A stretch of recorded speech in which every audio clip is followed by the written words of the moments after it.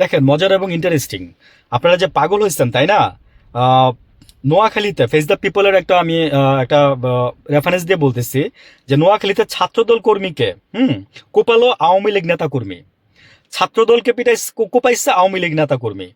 সমস্যা নাই, সামনে আরো আরো আরো আসতেছে, আপনারা আপনারা ওয়েট করেন। আপনারা, আমি শুনতেছি যে এই যে 13 তারিখের পরে, হ্যাঁ মানে সরি 26শে মার্চে আওয়ামী লীগকে আপনার এই যে অলরেডি অনেক নেতা চলে আসছে বাংলাদেশে, অলরেডি অনেক নেতা বাংলাদেশে চলে আসছে আওয়ামী লীগের।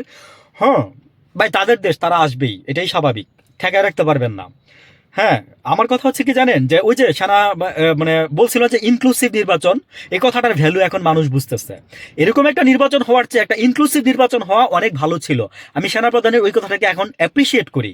আমিও হয়তো তখন রাগ করছি না, আমি তখন কিছু বলি নাই, গত রোজার মাসে আমি ওনার ইনক্লুসিভ নির্বাচন নিয়ে আমি কোনো কিছু বলি নাই। অনেক সবাই দেশের মানুষ খেপে গেছেন, বুঝেন না তো কিছু, ওই যে মানে লাউরে বলেন কদু, এরকম আর কি বলতে হয়। নোয়াখালীতে চাটখিলে উপজেলায় ছাত্রদলের এক কর্মীকে কুপিয়ে আহত করেছে আওয়ামী লীগ নেতা কর্মীরা। শনিবার 7ই মার্চ সন্ধ্যায় পর গড়িহাটি বাজারে এই ঘটনা ঘটে। আহত অবস্থায় মোহাম্মদ ফয়সাল নামের ওই যুব ছাত্রদল কর্মী তার ফেসবুকে লাইভে এসে বলেন বলেন ওই যে আমরা বলতেছি আপনাদেরকে, চিল্লাইতেছি, হ্যাঁ, যে আপনাদের ভাই করবেনটা কি, করবেনটা কি, মানে দস্তখত বলেন আর বলেন ওই যে শর্ত বলেন, সব তো দিয়ে আসছে, এগুলো তো পূরণ করতে হবে আপনাদের।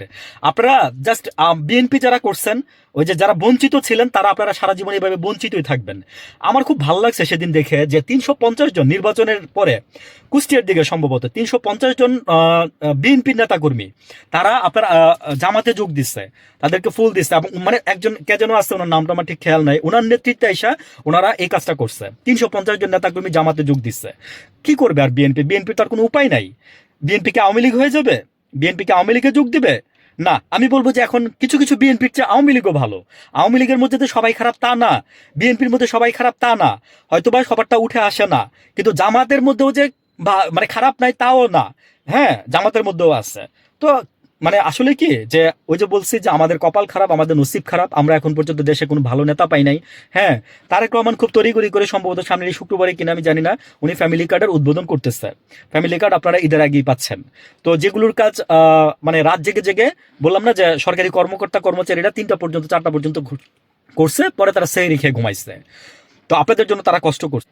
ডাক্তার ইউনূসের, হ্যাঁ, স্ট্র্যাটেজি বা মেটিকুলাস ডিজাইনের কারণে এই যে আপনারা জামাত ক্ষমতায় আসতে পারেন নাই। মেটিকুলাস, ডিপ স্টেট, এই শব্দগুলো তো আমরা শুনি, আসলে এই শব্দগুলোর মানে আপনারা বুঝেন? ভালো করে বুঝেন, আমি একদিন বলবো, দুইটা দুইটা নিয়ে আমি একদিন বিশ্লেষণ করে বলবো। ভালো থাকবেন সবাই, আসসালামু আলাইকুম।